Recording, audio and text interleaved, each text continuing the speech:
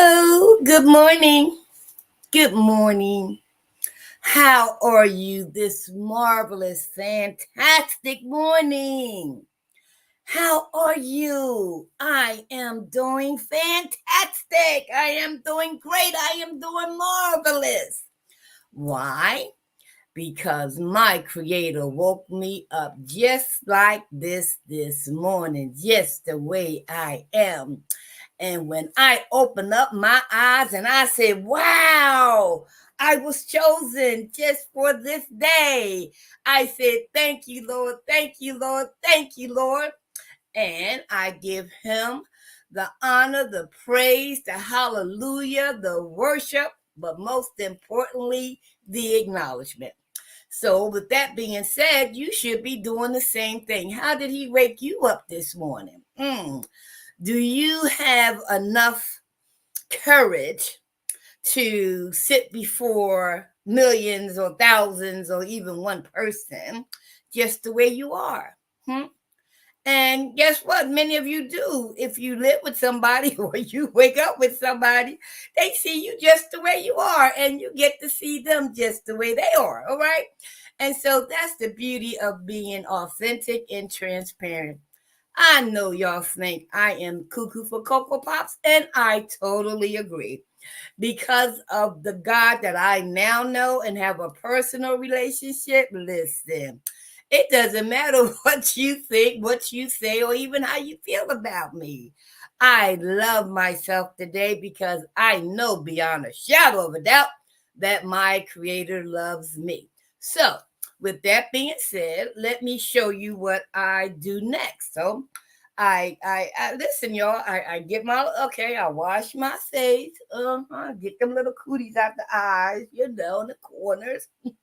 Mm-hmm. I, I, I brush this little bit of hair, right? This is my natural, and I love my gray and black. Don't forget to get the kitchen back there. Y'all know them kitchens, right? I love y'all, okay? And listen, I soak my dentures every night, most of the time, and so I put them in, like so. Y'all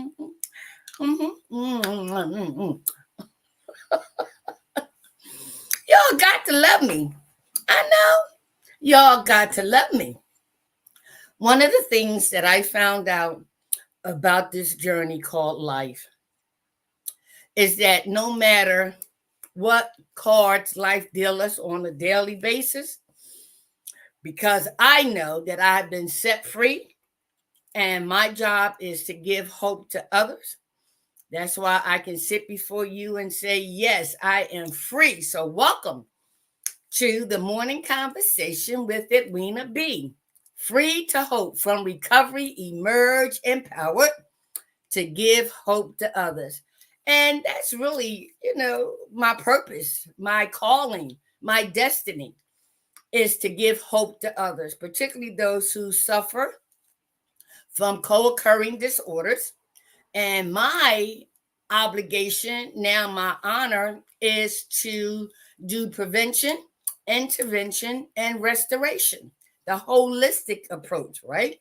So when we recognize that for a particular reason and season, we all have been broken and broke. And if you listen to the Uiz family, their book, The Five Agreements, you will understand, like I do, just a little bit more what happened to us. There's nothing wrong with us, but there's plenty that happened to us. As a result of my knee bowing experience on February the 22nd of 1990, while underneath a parked car, yes, my brokenness and being broke took on a new level, right? And so here, as you can see, let me get that back up there. As you can see, it says being broken and broke ended when? At the age of 34, on February the 22nd of 1990, 3 o'clock in the morning. from underneath a parked car after getting high with and doing all kind of sexual favors for my own stepson. That was the time that my life flashed before me. And if you are in touch with your brokenness and being broke, then I want you have time to register for my upcoming free seminar, right? I'm so tired of being broken and broke. I will share with you my spiritual tools and resources that I've used for 34 plus years dealing with my co occurring disorder of mental illness and substance abuse. Many of you know the month of March is Mental Illness Month. And I want to set the stage before we get there, right? By having my event on April the 27th, okay? So go to eventbrite.com and register as an individual. You can register as a group. Just put the number of people you'll be bringing. If you are a service providing organization, who provide services to those suffering from any and all adversities. It doesn't have to be mental illness and substance abuse. It could be domestic violence. It could be low self-esteem. It could be anything, because our literature says all human beings are ill to some extent. And the spiritual tools and resources that I have been using has allowed me to experience an unlimited amount of spiritual breakthroughs. Okay? So make sure you do that. The next thing I want to share with you, right, is the reading for today. I always tell people that my spiritual journey has been an awesome journey. Why? Because of that knee bowing experience, hitting bottom, if you will, where I cried out to a God that I didn't know, y'all, to take me out this life or show me a better way. That this pathway to spiritual recovery helped me to go back into my history and find out that there is nothing wrong with me, but that there was plenty that happened to me. And so, in essence, I've learned to apply spiritual principles to all earthly matters so that I can experience and continue to experience my heaven here on earth. And one of the tools that I use on a regular basis is my 12-step spiritual meeting within a 12-step fellowship. We use the daily reflection to help us hone in on something real relevant, positive, and spiritual in nature. As AJ Harding shared yesterday, I need to be real, we need to be raw, and it needs to be relevant. And so these daily reflections that I read every day, along with other affirmations, I get what I need to focus on just for the day. Even the prayer, right? Right? Our Father who art in heaven, hallowed be thy name. Thy kingdom come, thy will be done on earth as it is in heaven. Yes, give us this day our daily bread. And so the daily bread I get every day is my daily reflection reading, amongst other spiritual tools and resources. So allow me to share with you the reading for today. Okay, let's put it up here. All right. It says April the 12th, daily reflections, giving up insanity. Wow. Where alcohol has been involved, we have been strangely insane. And this is from our co-founders, a quote out of the big book on page 34. All right. And so the person in recovery shares their perspective, and I'll share mine. He says, alcoholism required me to drink, whether I wanted to or not. Insanity dominated my life and was the essence of my disease. It robbed me of the freedom of choice over drinking, and therefore robbed me of all other choices. When I drank, I was unable to make effective choices in any part of my life, and life became unmanageable. I asked God to help me understand and accept the full meaning of the disease of alcoholism. All right, listen. Can we have a conversation? Can we have a conversation? Okay. This is who I am, all right? So sometimes, and if we do it often, I needed to pause and actually marinate on each and every word and each and every sentence that's part of a paragraph, right? That's part of a page. Even the title is significant, okay? And so when I found out that I had the disease of alcoholism, it was a relief. Oh, yes, it was. When I found out that I had the disease of alcoholism, I was relieved. Why? Because I thought something was severely wrong with me.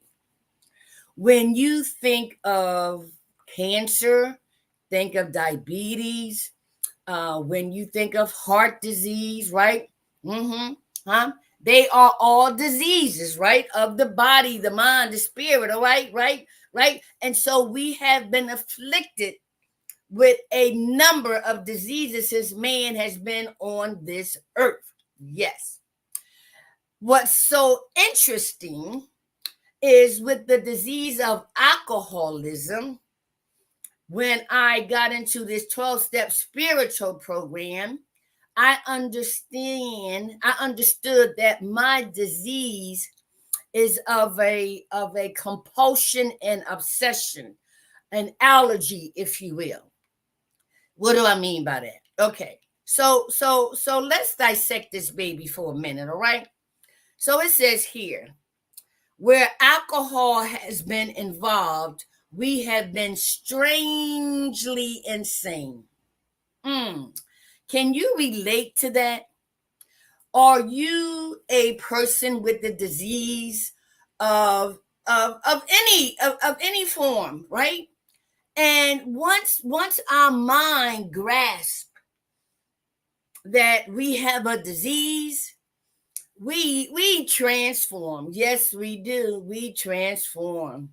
We transform emotionally, spiritually, mentally, right? So it matters, and it doesn't matter to what disease you have. We're talking about the strangely insane behaviors that we display, we feel, right? We act upon, because when I hear the word cancer, oh my. When I hear the word domestic violence, when I hear the word diabetes, oh my. When I hear the word alcoholism, oh my, right? There's something innate about us that when we hear something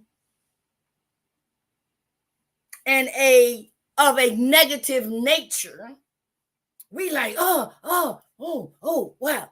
Opposed to when we get a job, when we get married, we're like, yeah, see the difference? So why is it that when we hear something that we perceive as negative, as harmful, as whatever, and we find out that we are afflicted with a disease, our mindset changes? Okay. So that's why they say that when we go to a hospital or we go to the doctors, we always need to take somebody with us, because whatever the news is, right, we need somebody there to listen, because all we do is hear.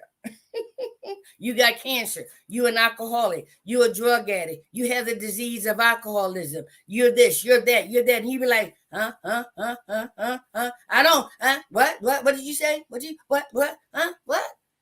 And the person that has accompanied you, they are listening intently. And so they too may ask and pose questions that we are unable to ask because we are in disbelief. We are in shock. We are numb, right? And so with the disease of alcoholism, which has its own, right, its own process, just like cancer has its own process, diabetes has its own process, but they are all diseases, right?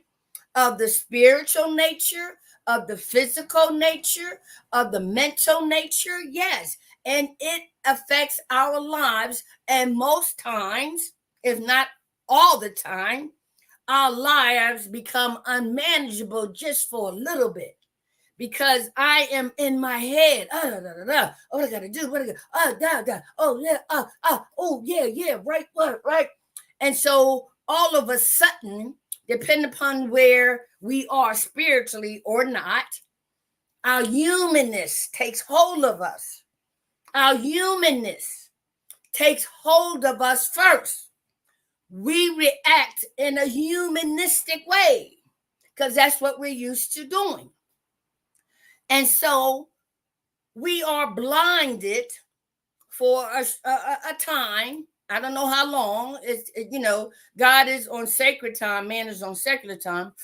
But when we calm down, when we are alone, when we, and it's like, wow, I got cancer. Oh, I'm a diabetic. Oh, I'm going blind. Oh, I'm an alcoholic. Oh, I got breast cancer. And be like, wow. And it begins to sink in, right? And so for me, I need to share with you how learning that I had the disease of alcoholism was a relief and a blessing. Yes, I know. I didn't first feel that way. But when I think about my humanness and me trying to understand what's wrong with me, the God that I didn't know didn't have a personal relationship, right? I heard about religion, but spirituality was foreign to me, right? And so I've learned that through this life, we are going to be dealt some cards. And the purpose of going through what I'm learning now, life, right, is to have our own experiences while simultaneously every human being are having their own experiences, right? And so I've learned through this process called recovery that, wow, what is it going to take for me to wake up? What is it going to take for me to take the sunglasses off? What is it going to take for me to be snapped back into reality? What is it going to take for me to understand what happened to me? What is it going to take, right? And so it's interesting that we ask ourselves that question because we don't ask ourselves that question. Life happens.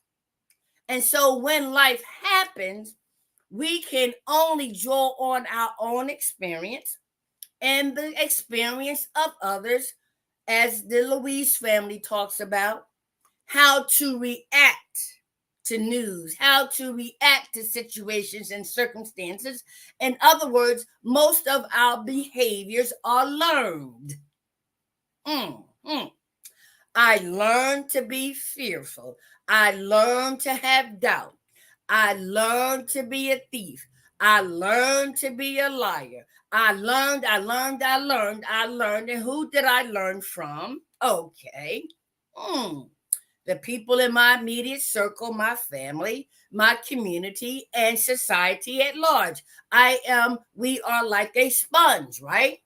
And so there comes for me a lot of confusion. Yes. And that's why I see for me having the disease of alcoholism, I am so happy that out of all of the diseases that I could have, I have that one. I had some other ones too, but you know. And it was a blessing. Why you said it, Edwina? Because it was the process of me going through the necessary ups, downs, ins, outs, round, underneath, okay, that demonstrated, Edwina, you don't have the power you think you have. You think you have willpower, okay, and our Creator is going to, continue to give you that will, your will, right? Your choice. And so I come up believing that I'm all that. Oh, I can handle anything. Yeah, yeah, yeah. I got the power to do this. I got the power to do that. I got the power to stop this. I got the power. I got the power. I got the power. And then one day, like me, I recognize I didn't have the power. I didn't. Just like the disease of alcoholism is a progression. I did not wake up one morning saying I want to be a drug addict, an alcoholic, I want to have mental illness. No, I did not. Mm-mm. It was my reaction and or my responses to life, not knowing I had to learn how to live life on life terms, right? And the reason why I say it's a blessing, because had I not had the disease, my disease of alcoholism, I would not be sitting here before you sharing authentically and transparently all the things that has transpired over my life. I wouldn't. If you, and maybe some people do, and I'm sure they do, when they have been set free of their physical condition from a spiritual nature, from a spiritual angle, I can share the physical condition, because I'm applying now spiritual resources and tools to any and all earthly matters, including the diseases that we have in our bodies, our minds, and our souls, right? Mm-hmm. And so, had I not, for whatever reason, made the choices and decisions of the confusion that I learned, right, that I found out myself from people, places, and things, situations, circumstances, there's a time in our lives, and particularly my life, that I knew what was best for me. And I was only 12 years old. I knew, you know what I mean? So when we talk about ignorance, when we talk about we don't know, it's just human nature that we do this. And that's okay. But listen to what, this reading says. It says, right, when alcohol has been involved, we have been strangely insane. And so as a result of the progression of my disease that I didn't know I had, so as a child, I imitated what my parents and extended parents did. I I I imitated what I saw on TV. You smoke, you drink, you fight, you do this, right? Look at that, look at that, look at that. Oh yeah, oh yeah. So as a child, I learned by watching I heard what my parents and extended parents and everybody said, right? And there was contradiction in that, which brought about more confusion. So I became attracted to the glamour, to the form, to the the behavior, to the that was attractive to me as a child. So what do children do? We start imitating, right, what we see. That saying about do what I say and not as I do does not work. Okay, so introduced to drinking, smoking, prostitution, lying, all that kind of stuff. I learned in my fourth step when I went all the way back to find out where these attitudes, ideas, and behaviors started. All right. And I thank God that once I was at the end of my road underneath that parked car, after trying to exert as much willpower as I thought I had to save me, to help me, I was powerless. And guess what? No one else could help me. They too was powerless. As much as my mother prayed and others prayed, but particularly my mother, she was limited too. Mm-hmm. And so what I've learned through my experience, like my mother learned through her experience, like you're going to learn through your experience, there's going to come a time when we say, help me, I can't do this, help me. And so when I go back and look at my history and look at the progression, I see that I did some insane things while drinking, drugging, prostituting. Oh, yes. Yes, yes, yes. It wasn't that I was crazy. However, I definitely did some crazy effed up things under the influence. In our right mind, in some cases, we would do certain things and we wouldn't do certain things, right? And so, it gets deep. So let's see what this person in recovery shares, right? So he says, alcoholism required me to drink. Let's stop there. Alcoholism, we're talking about the disease of alcoholism.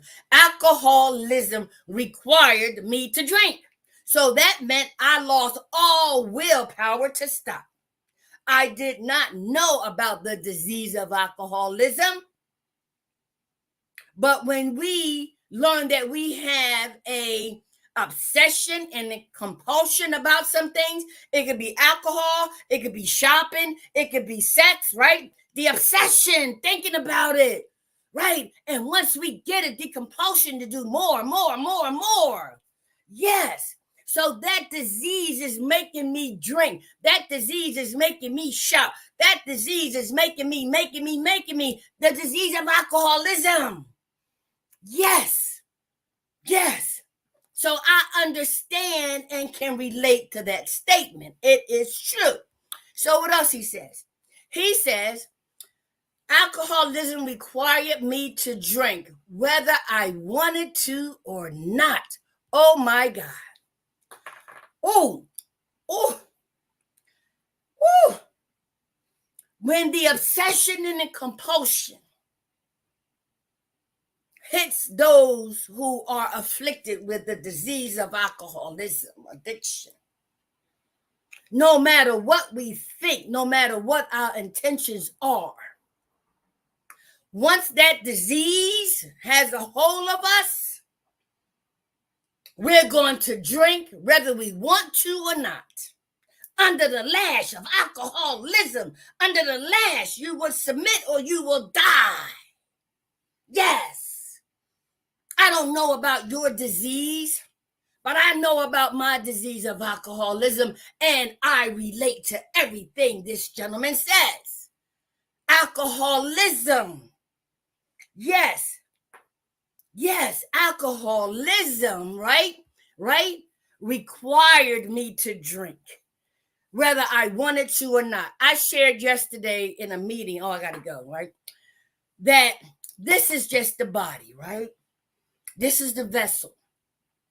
And so once I begin to utilize spiritual resources and tools, once I had my knee bowing experience, I was like, wow, this is the temple, this is the body, this is the vessel. What am I going to inject in me that's going to create a spirit? What kind of thoughts am I going to be thinking about that's going to take residence in my thinking? So once I'm in that thinking mode, at attitude mode, that behavior of that spirit is going to be displayed through this vessel. So what spirit is occupying you right now? Right now, for me, the fruit of the spirit, because I'm sharing love. I'm sharing the truth.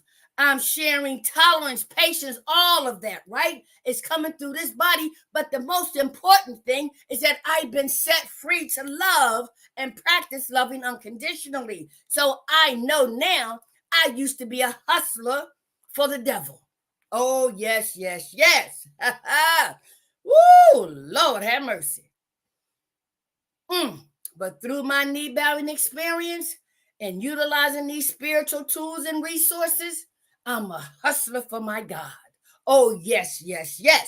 Now, you can listen. I don't get hung up on the word, right? Because it depends on the motive and your form of thinking. So I was a hustler for the devil. Bam, bam, bam. But that same energy and a different perspective. Wow. Listen, Lord, use me. You understand? Yes. All right. So listen, y'all, I don't have time to finish all of this today. So maybe I'll finish it tomorrow. But it says, insanity dominated my life and was the essence of my disease. It robbed me of the freedom of choice over drinking and therefore robbed me of all other choices. When I drank, I was unable to make effective choices in any part of my life, and life became unmanageable. For me, on February the 22nd of 1990, I asked this God to help me. And I learned and I understand and accept the full meaning of my disease of alcoholism, coupled with mental illness. See, we do recover, but many are called, but few are chosen. Do you hear me? All right. Again, I want you to register at my event, okay? Here it is. Where is it at? Here it is, right here, okay? So this is where you're going to register, right? So eventbrite.com, search for Free to Hope Inc. It's free to the public as an individual or group. If you are a service provider, the fee is $150, and that just pays for overhead, okay? But you get to disseminate your information, your resources, and all to help others be set free in order to give them hope to help others, okay? And if you want to sponsor my event, right? Because everybody should be in touch with, I'm so tired of being broken and broke. You can sponsor my event as well. All right. So let me close by saying, I love you. You love me. We are one big family with a great big hug. And a kiss from me to you. Won't you say you love me too? love y'all. Can't you tell? Come on in the room on April the 27th so I can give you some of this energy.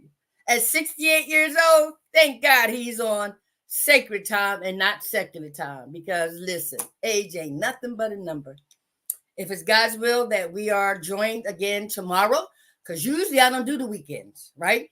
I use that for preparation time. But because of this upcoming event, you're going to be seeing an Instagram, you're going to be seeing a TikTok, you're going to be seeing Facebook Live, because I just want one more person to register. Just one more. I already have a few. But guess what? If only one just come, God's job is done. Are you the next one? Will I see you in the room? And my special guest is going to be AJ Harding. AJ Harding. Pass the word. And share it with your network. To God be the glory. Be of service to someone today.